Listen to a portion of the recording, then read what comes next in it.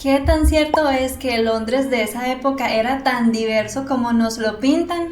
¿Qué tan acertada es la representación del matrimonio y el papel de las mujeres en Bridgerton?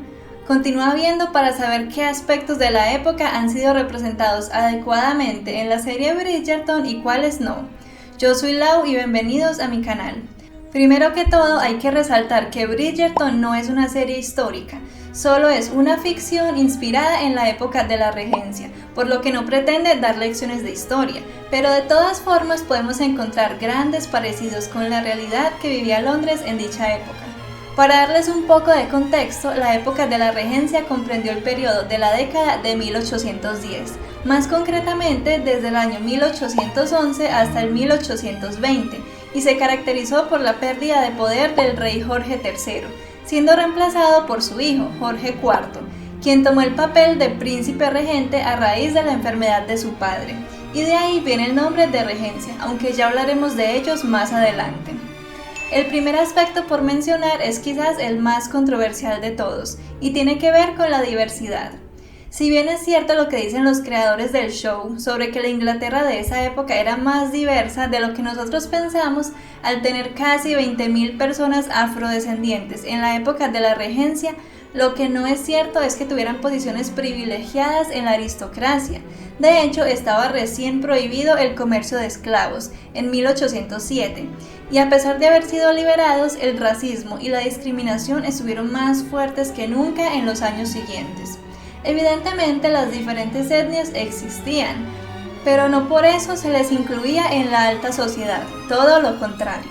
Los creadores del show han defendido esta impresión histórica diciendo que querían explorar las posibilidades y ver cómo hubiera sido el mundo si las personas de color hubieran pertenecido a la realeza y a la aristocracia. Pero entonces, si básicamente crearon una fantasía, ¿por qué no les pudieron dar un final feliz a estos dos? En fin, continuemos. Hablando de la dudosa diversidad de la época, tenemos la historia de la reina Charlotte, quien existió en la vida real y tuvo una historia bastante similar a la que vimos en el spin-off de Bridgerton. Nació en 1744 en Alemania. A los 17 años se casó con el rey George III, pocos minutos luego de conocerse, y tuvieron una historia muy parecida a la que nos mostró Netflix. Sin embargo, en lo que no se ponen de acuerdo los historiadores es en el color de piel de la monarca, pues algunos sostienen que tenía ascendencia africana, por lo que debía haber sido mulata, pero los retratos y escritos sobre ella desmienten esto, o al menos en teoría, porque es de conocimiento común que los pintores de la época modificaban ciertos rasgos indeseables en sus retratos. Así que es posible que la reina Charlotte haya tenido un color de piel diferente al que se ve en sus retratos. La historia del rey George III también se parece mucho a lo que vimos en pantalla, pues era aficionado a la astronomía y a la agricultura, y era conocido como el granjero George, igual que en la serie. También sufría de inestabilidad mental, y la mayoría de historiadores coinciden en que padeció un trastorno hereditario llamado porfiria, aunque también se ha sugerido que se trataba de bipolaridad.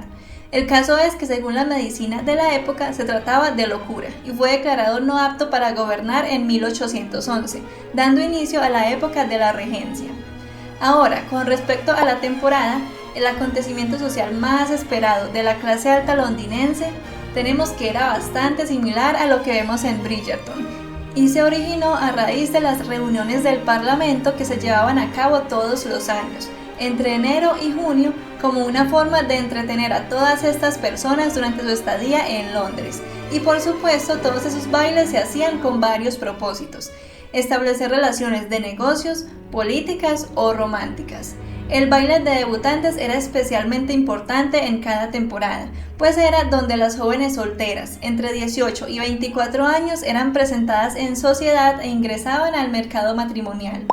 Como dato curioso, tenemos que este baile fue instaurado por la reina Charlotte en 1780, inicialmente para recaudar fondos con fines benéficos, pero el rey George hizo que la tradición continuara con un baile anual en honor a su esposa, y continuó por muchos años luego del fallecimiento de ambos. Además, se cree que el baile de debutantes sirvió de inspiración para la tradición de celebrar los 15 años en Latinoamérica o los dulces 16 en Estados Unidos. Otra realidad que fue retratada perfectamente fue la del mercado matrimonial y cómo existía esa necesidad o ansiedad de casar a las mujeres jóvenes con buenos partidos, para evitar la deshonra, o peor aún, que se hicieran demasiado viejas para ser consideradas deseables en matrimonio y que se quedaran solteronas. E igual a lo que vemos en Bridgerton, los hombres no tenían que soportar la misma presión. Además, ser mujer en esa época se complicaba aún más por las estrictas normas de etiqueta que solo se aplicaban a ellas. Y aparte de tener que usar apretados corsés que hasta perjudicaban su salud, no debían reírse muy fuerte o gritar, por lo que el shock de las otras personas al presenciar estas escenas de Daphne o Eloise es una representación bastante acertada. Hablando de Eloise, otro acierto que tuvieron al respecto fue mostrar cómo casi queda deshonrada solo por entablar una conversación o amistad con un hombre de menor rango social, pues así de exagerados eran en esa época, e incluso peor.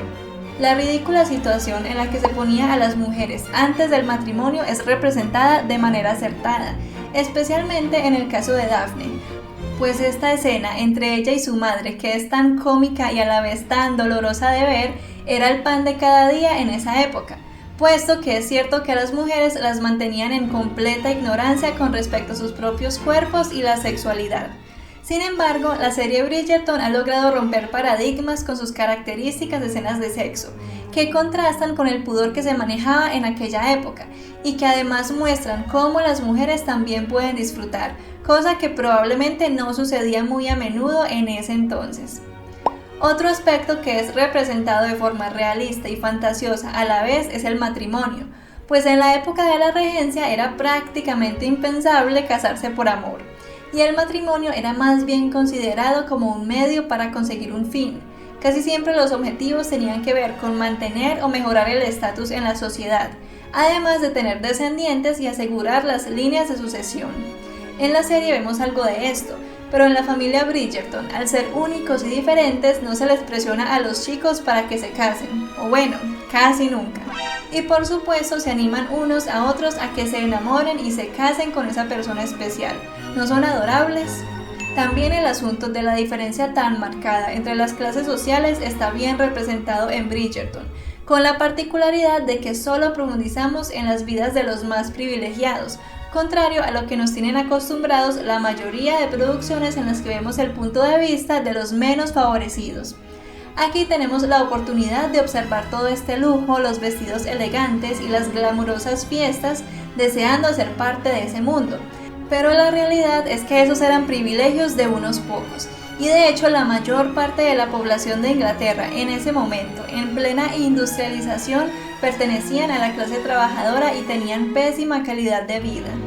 Los inicios del movimiento feminista y de la libertad de imprenta también se mostraron en la serie, aunque de forma bastante sutil, introduciendo de forma disimulada a Mary Wollstonecraft, una pionera del feminismo, que publicó un texto titulado Vindicación de los Derechos de la Mujer, en el que menciona la importancia del voto universal y de la inclusión de las mujeres en la política.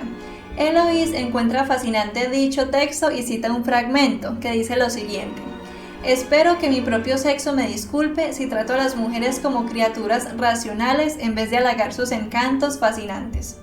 Por si fuera poco, Lady Whistledown también existió en la vida real, aunque no se sabe exactamente quién fue la inspiración para el personaje entre varias opciones. La primera es la señora Crackenthorpe, que publicaba los cotilleos de la alta sociedad en una revista, bajo este seudónimo, y nunca se descubrió su verdadera identidad. Sin embargo, esta cronista hizo sus publicaciones un siglo antes de la era de la regencia, en la que está ambientada Bridgerton. Otra opción es que se hayan inspirado en Theodore Hook, un famoso columnista de chismes de la regencia, conocida por sus satíricas y escandalosas publicaciones sobre la alta sociedad londinense, cuyas publicaciones sí coinciden con la época de Bridgerton. En todo caso, parece que nuestros amigos de la regencia sí estaban tan interesados en los chismes como lo hacen ver en la serie. Un desagradable dato que convenientemente han omitido en la serie son las pobres condiciones de higiene que habían en esa época, incluso para la clase alta. No había alcantarillado, y además las personas podían pasarse meses sin tomar un baño, y de ahí surge la necesidad de vestir esos complejos atuendos con múltiples capas, para ocultar malos olores, razón por la cual también se popularizó el ramo de flores que cargan las novias. Otro aspecto interesante por mencionar es el asunto de los duelos con pistolas, como el que casi presenciamos entre Anthony y Simon en la primera temporada.